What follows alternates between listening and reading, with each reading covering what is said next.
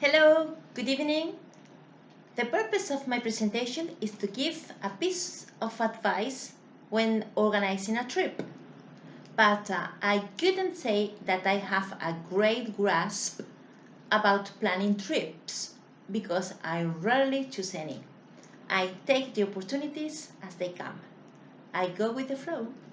Nonetheless, those trips planned at the last moment are usually the unforgettable ones. I must confess that in most cases there is someone else in charge. I am a little bit laid back and rarely do I lead the planning as I am quite flexible and I don't like taking decisions. I prefer also the sensations while traveling. Planning the trip or looking at photos after the journey don't make me thrill or excite me. I like the adventure, and little room to be surprised will be left if we know beforehand all the itinerary. In my presentation, I'm hoping to cover 3 points. Firstly, what is related in terms of budget, timing, and travel companions. Secondly, the type of travel experience you want to have. And thirdly, one personal experience. To begin with, I like to highlight that most of us don't set the wheels in motion unless we have someone to travel with, enough money, and enough time to spend on traveling. Rarely do all those conditions coincide. In fact, we don't need all that. For example, solo trips can be a blessing because they allow you to mingle with locals and have meaningful exchanges. And I dare say that anyone can do round the world trip on a small budget.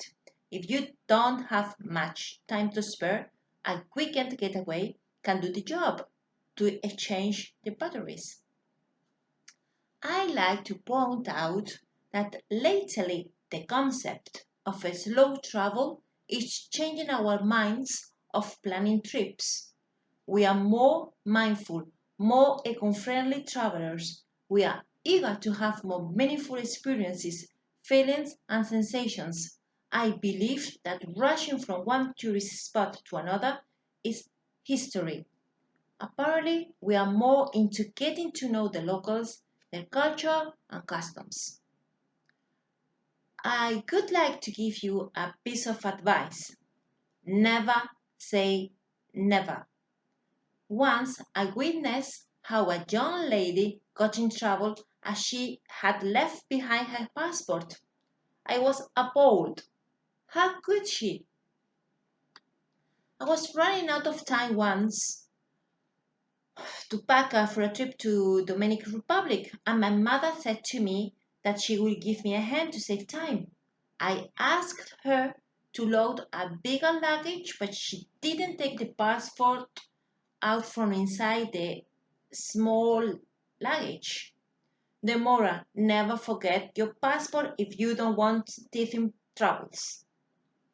All in all, traveling can be one of the most rewarding human experiences, opening your mind and worldview to new places, connecting with new people, and immersing yourself in local cultures.